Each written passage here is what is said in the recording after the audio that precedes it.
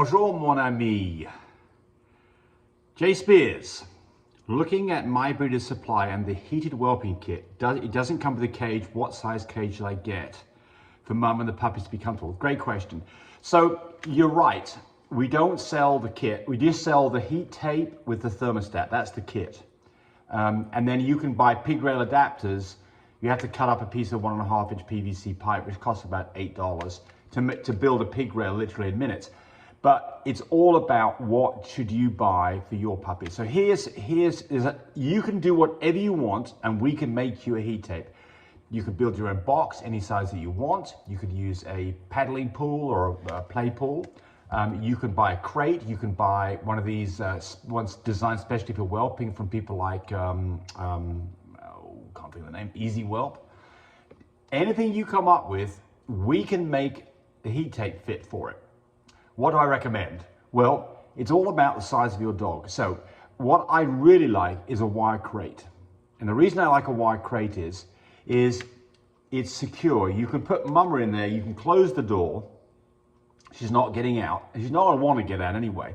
But especially new mums, for the first 24 hours, sometimes they have a tendency, they want to start moving their puppies around. And you don't want to go off and find you're missing a puppy or two, and they've been taken to some other part of the house, and they've now got cold and haven't survived. So the thing about a crate is that you can close the door. And what I recommend on a crate is a double door crate, one that's got a door on the end, one that's got a bigger door on the side of it, because you can get in there with the puppies much more easily to look after puppies. The other great thing about a crate is you can put a blanket over the whole thing and you can make it nice and dark and quiet in there. Leave a little gap so mum can see outside, and it just, where do dogs typically want to go when they're going to whelp? If you let them have their own devices, they're going to find some dark little corner somewhere in a closet, under a bed. They're going to those reasons because they want to have a place where they feel like they're safe. And the crate does exactly that. Now, if you go by, for instance, the Easy Whelp or the Dura Whelp, they are about 1.5 feet high, probably 2 foot high. You can buy them in 3 and 4 foot versions. They don't have a top on them. You can't put a blanket over the top of them, and mum can get out. Not crazy about them, but a lot of people use them, and you can use them, but I'm not crazy about those. So for me, a wire crate is the right answer. So what size wire crate should you get? Depends on the size of the dog and the number of puppies that you expect to have. For a Frenchie, a 42 by 28 crate is perfect.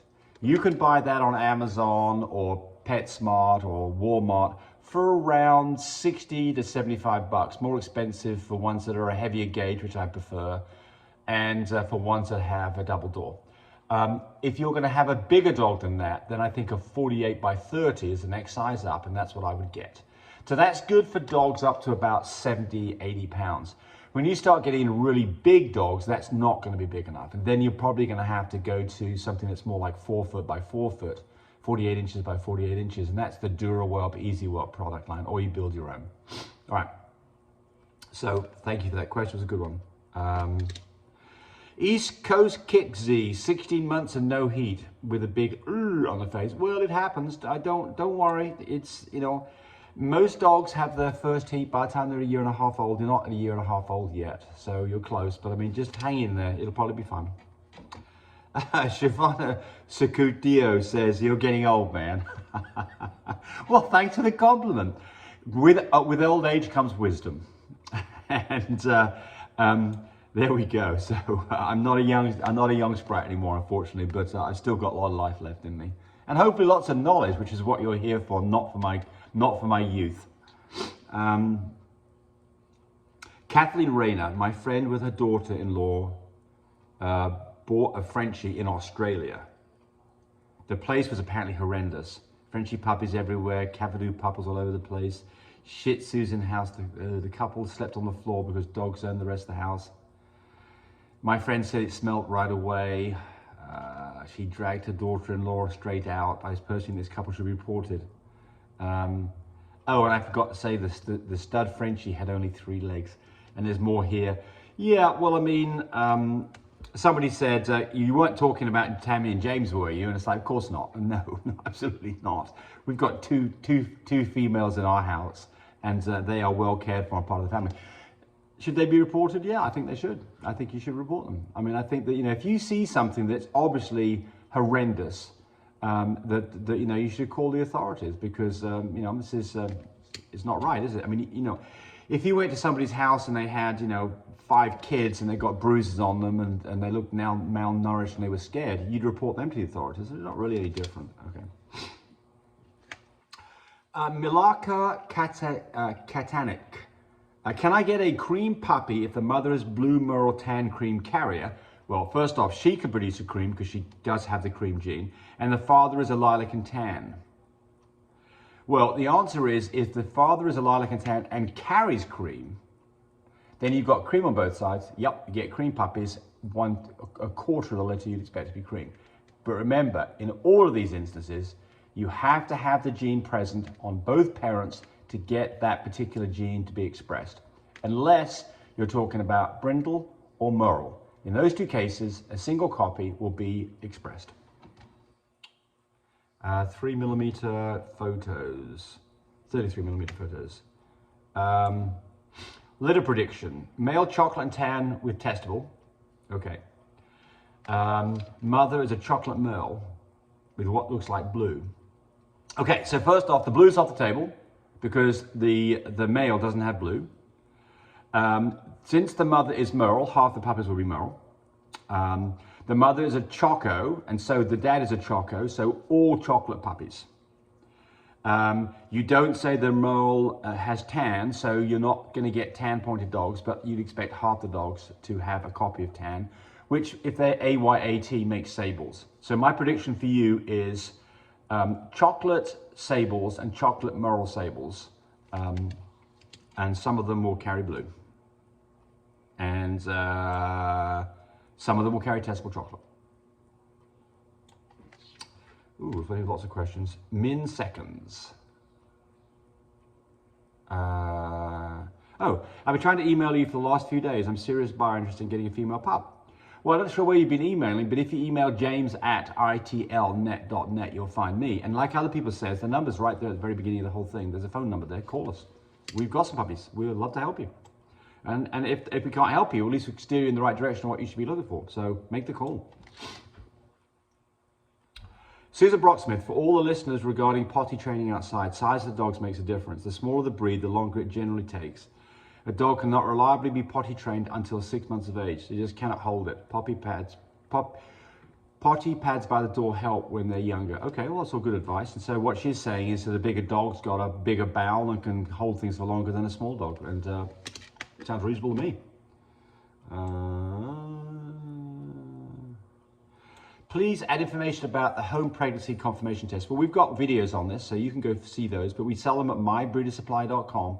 It's a little cassette that comes with the needles and the syringes, so you have to draw blood, you have to spin the blood down to go and get the clear stuff, the plasma off the top. 3 drops of that into the little window, wait 5 minutes, get the results. Very easy. Can you do some videos on breeding Pomeranians, please? Well, I don't have any Pomeranians, so I can't do a video on breeding Pomeranians, but look, the breeding technique is the same for all of these dogs, and I've got tons of videos on this. So it's all out there. Just go look at that. Just because it's a Pomeranian doesn't make any different than a Shih Tzu or a Frenchie or a Chihuahua. It's basically exactly the same technique. Susan Quinn: at what age do I start testing my dog's sperm? Well, the AKC says you can use a dog as a stud at 7 months of age. I've never had a dog at 7 months that could do anything worth talking about as far as getting a dog pregnant. But at 7 to 8 months, when you start to see that they've got some testicles that are starting to grow in some size, and you can actually kind of visually see that they're of a reasonable size, start trying to collect from the dog, and do that every week or 2 so that he enjoys the process. He might start humping away a little bit, but not produce anything to start with. He might start humping away and squirt a little bit of just clear stuff, fine. He may start humping away and produce something that's more milky, which has got sperm content. But basically, start soon. Do it every week or 2, especially if you've got a girl in heat that you can present to him, and make it an enjoyable experience for him. Give him a treat when it's finished, whether he's been successful or not. Praise him, make a fuss of him.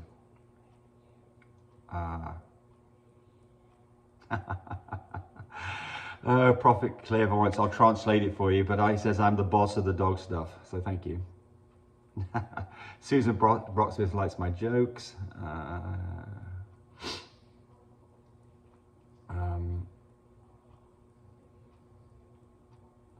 So Susan Brocksmith also says some things that she says, don't give calcium before pups. That's correct. Before puppies are born, what we're talking about here is you don't want to mess up their calcium cycle. And you can actually mess things up by starting to give a lot of calcium before they're actually producing milk. So you'd think, reasonable to think, oh look, and I need to get some calcium on board because I don't want to have eclampsia, calcium deficiency. And so for that reason, I'm going to start piling the calcium on before the puppies are born.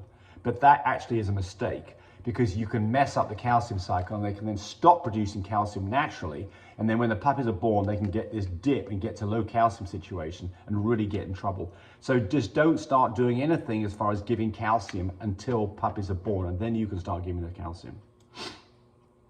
Got a whole video on this. I suggest anybody who doesn't know about eclampsia pays attention to it. Look at the video, because it's not a common thing, but if it happens, it's a serious thing. And it's an easy fix. Hey, thanks for watching the video. I really appreciate people who subscribe to me. It helps me, encourage me to do more of these videos. But do remember, disclaimer here, I am not a vet. I'm not a licensed medical professional. I'm purely a person who's been breeding dogs for the last couple of decades. Any information that you got from this video, use at your own risk. There's nothing implied here, and certainly this should not be used as a substitute for advice from your veterinarian or your medical professional. I hope you enjoyed the video. Come back for more of them. Bye.